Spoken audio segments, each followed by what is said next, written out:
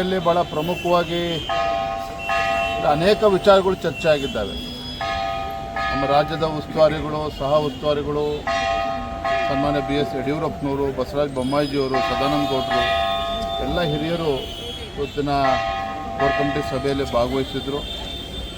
ಚರ್ಚೆ ಆಗಿರ್ತಕ್ಕಂಥ ಪ್ರಮುಖ ಅಂಶ ಅಂತ ಹೇಳಿದ್ರೆ ಭೀಕರ ಬರ ಇದೆ ಇವತ್ತು ಕರ್ನಾಟಕ ರಾಜ್ಯದಲ್ಲಿ.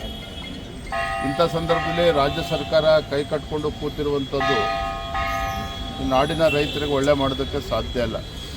ಈ ನಿಟ್ಟಿನಲ್ಲಿ ಸದನವನ್ನು ಯಾವ ರೀತಿ ನಾವು ಸದ್ಬಳಕೆ ಮಾಡ್ಕೋಬೇಕು, ರೈತರ ಧ್ವನಿಯಾಗಿ ಯಾವ ರೀತಿ ಸದನದಲ್ಲಿ ವಿಚಾರವನ್ನು ಪ್ರಸ್ತಾಪ ಮಾಡಬೇಕು, ಇದು ಚರ್ಚೆ ಆಗಿದೆ. ಅದೇ ರೀತಿ ವಿಧಾನ ಪರಿಷತ್ ಚುನಾವಣೆ 4 ಕ್ಷೇತ್ರಗಳಿಗೆ ಮುಂದಿನ ಅಕ್ಟೋಬರ್ ನಡೀತಕ್ಕಂಥ ವಿಧಾನ ಪರಿಷತ್ ಚುನಾವಣೆ ಈಗಾಗಲೇ ಅಭ್ಯರ್ಥಿಗಳು ಎಲ್ಲವನ್ನೂ ಕೂಡ ಘೋಷಣೆ ಮಾಡಿದೆ. ಒಂದರಲ್ಲಿ ಇನ್ನೂ ಕೂಡ ಬಾಕಿ ಇದೆ. JDS ಜೊತೆ ಇವತ್ತು ನಾವು ಚರ್ಚೆ ಮಾಡಿ ಯಾರನ್ನ ಅಭ್ಯರ್ಥಿ ಹಾಕಬೇಕು ಅದನ್ನು ಕೂಡ ತೀರ್ಮಾನ ಆಗಬೇಕು. ಭಾಳ ಪ್ರಮುಖವಾಗಿ ಇವತ್ತು ಸದನದ ಒಳಗಡೆ ಮತ್ತು ಸದನದ ಹೊರಗಡೆ ಯಾವ ರೀತಿ ಹೋರಾಟಗಳನ್ನು ಕೈಗೆತ್ತಿಕೊಳ್ಬೇಕು ಇದು ಕೂಡ ಚರ್ಚೆ ಆಗಿದೆ. ಮತ್ತು KPSC ಬಹಳ ದೊಡ್ಡ ಅನ್ಯಾಯ ಈ ನಾಡಿನ ಯುವಕರೊಂದಿಗೆ ಆಗ್ತಾ ಇದೆ.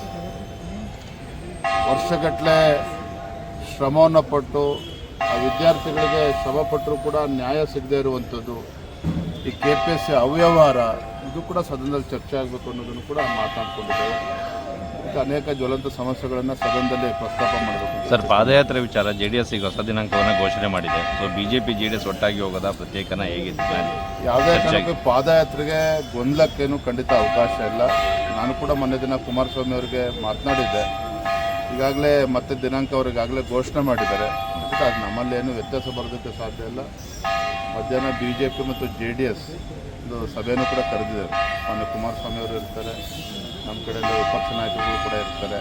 ಸದನದಲ್ಲಿ ಯಾವ ರೀತಿ ನಾವು BJP ಮತ್ತು JDS ಒಟ್ಟಾಗಿ ಹೋಗಬೇಕು, ಪಾದಯಾತ್ರೆ ಬಗ್ಗೆ ಚರ್ಚೆ ಮಾಡ್ತೇವೆ. ಗೊಂದಲ ಏನಿದೆ. ತಮಿಳುನಾಡು CM ಅವರಿಗೆ ಪತ್ರ ಕೂಡ ಬರೆದಿದ್ರಿ.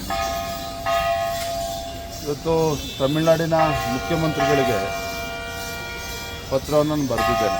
ಮೂಲ ಉದ್ದೇಶ ಏನಪ್ಪ ಅಂತ ಹೇಳಿದ್ರೆ, ಕನ್ನಡಿಗರಾಗಿರ್ಬೋದು, ತಮಿಳರಾಗಿರ್ಬೋದು, ಕರ್ನಾಟಕ ಮತ್ತು ತಮಿಳುನಾಡು ಒಟ್ಟಿಗೆ ನಾವು ಅನ್ಯೋನ್ಯವಾಗಿ ಹೋಗಬೇಕಾಗ್ತದೆ.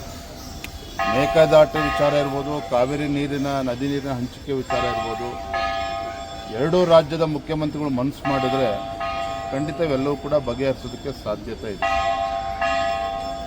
ಅನೇಕ ಉದಾಹರಣೆಗಳು ನಮ್ಮ ಕಣ್ಮುಂದಿದೆ. ಹಿಂದೆ ಯಡಿಯೂರಪ್ಪನವರು ಮುಖ್ಯಮಂತ್ರಿಗಳಾಗಿದ್ದಾಗ ಸರ್ವಜ್ಞ ಮತ್ತು ತಿರುವಳ್ಳುವರ್ ಇಶ್ಯೂ ಎಷ್ಟು ದಶಕಗಳಿಂದ ಹೋರಾಟಗಳಾಗ್ತಾ ಇತ್ತು. ಅನೇಕರು ಪ್ರಾಣವನ್ನು ಕೂಡ ಕಳೆದುಕೊಂಡಿದ್ರು. ಆದರೆ ಸಮಸ್ಯೆ ಇತ್ಯರ್ಥ ಯಾವಾಗಾಯಿತು? ಹಿಂದಿನ BJP ಸರ್ಕಾರ ಇದ್ದಾಗ ಯಡಿಯೂರಪ್ಪನವರು ಮುತುವರ್ಜಿ ವಹಿಸಿ ಅಂದಿನ ತಮಿಳುನಾಡಿನ ಮುಖ್ಯಮಂತ್ರಿ ಕರುಣಾನಿಧಿ ಅವ್ರ ಜೊತೆಲೂ ಕೂಡ ಚರ್ಚೆ ಮಾಡಿ ಸೌಹಾರ್ದಯುತವಾಗಿ ಸಮಸ್ಯೆ ಬಗೆಹರಿತು.